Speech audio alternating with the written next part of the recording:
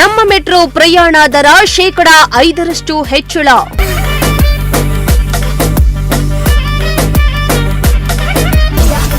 ಇದೇ ಫೆಬ್ರವರಿ 9ನೇ ತಾರೀಕಿನಿಂದ ಹೊಸ ದರ ಜಾರಿ.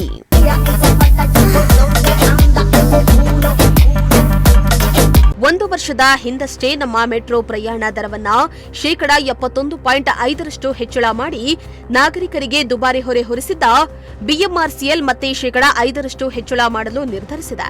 ಇದೇ 9ರ ಸೋಮವಾರದಿಂದಲೇ ಹೊಸ ದರ ಜಾರಿಗೆ ಬರಲಿದೆ. ದರವು ಕನಿಷ್ಠ 1 ಹಾಗೂ ಗರಿಷ್ಠ 5% ಹೆಚ್ಚಳವಾಗಲಿದೆ. ಕನಿಷ್ಠ 10 ಇರುವ ದರ 11ಕ್ಕೆ, ಗರಿಷ್ಠ 90 ಇರುವ ದರ 95ಕ್ಕೆ ಏರಿಕೆಯಾಗಲಿದೆ.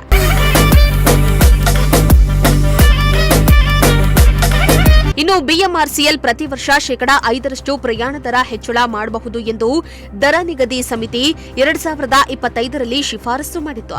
ಈ ಬಗ್ಗೆ 2 ದಿನಗಳ ಹಿಂದೆ ನಡೆದ ಬಿಎಂಆರ್ಸಿಎಲ್ ಮಂಡಳಿ ಸಭೆಯಲ್ಲಿ ಚರ್ಚೆಯನ್ನ ನಡೆಸಿತು.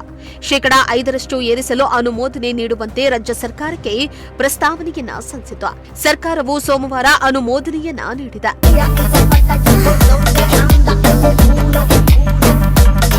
ಇನ್ನು ದರ ಹೆಚ್ಚಳ ಬಗ್ಗೆ ಬಿಎಂಆರ್ಸಿಎಲ್ ಅಧಿಕಾರಿಗಳು ಖಚಿತ ಮಾಹಿತಿ ನೀಡದೆ ಜಾರ್ಕೊಂಡಿದ್ದಾರೆ. ಬಿಎಂಆರ್ಸಿಎಲ್ ವ್ಯವಸ್ಥಾಪಕ ನಿರ್ದೇಶಕ ಜೆ ರವಿಶಂಕರ್ ಅವರು ಕರೆ ಸ್ವೀಕರಿಸಿಲ್ಲ. ಇನ್ನು ಯಾವುದೇ ನಿರ್ಧಾರವಾಗಿಲ್ಲ ಎಂದು ಬಿಎಂಆರ್ಸಿಎಲ್ ಹಿರಿಯ ಅಧಿಕಾರಿಗಳು ಮಾಹಿತಿಯನ್ನ ನೀಡಿದ್ರು.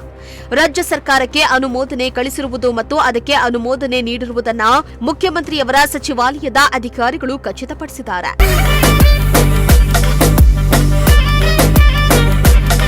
ಇನ್ನು 5% ಹೆಚ್ಚಳ ಮಾಡಿದಾಗ 30 ರೂಪಾಯಿ ದರ ಇದ್ದಿದ್ದು 31.5 ರೂಪಾಯಿ ಆಗಬೇಕು.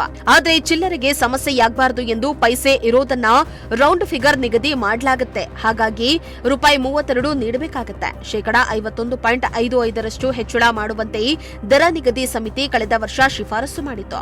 ಆದರೆ ಬಿಎಂಆರ್ಸಿಎಲ್ 101.5ರಷ್ಟು ಹೆಚ್ಚಳ ಮಾಡಿ 2025ರ ಫೆಬ್ರವರಿ 9ರಂದು ಜಾರಿ ಮಾಡಿತ್ತು. ಪ್ರಯಾಣಿಕರಿಂದ ವಿರೋಧ ಬಂದಿದ್ದರಿಂದ ಮತ್ತು ಮೆಟ್ರೋ ಪ್ರಯಾಣಿಕರ ಸಂಖ್ಯೆ ದಿಢೀರ್ ಕುಸಿತ ಆಗಿದ್ರಿಂದ 4 ದಿನಗಳ ಬಳಿಕ 30ರಷ್ಟು ದರ ಇಳಿಸಿದ್ರಿಂದ ಹೆಚ್ಚಳವು 71.50ರಷ್ಟಾಗಿತ್ತು.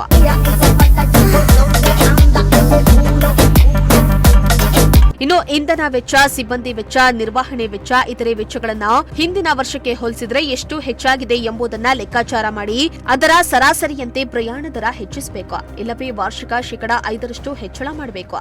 ಈ ಎರಡರಲ್ಲಿ ಕಡಿಮೆ ಯಾವುದು ಅದನ್ನೇ ಪಾಲಿಸಬೇಕು ಎಂದು ದರ ನಿಗದಿ ಸಮಿತಿ ತನ್ನ ವರದಿಯಲ್ಲಿ ತಿಳಿಸಿತು.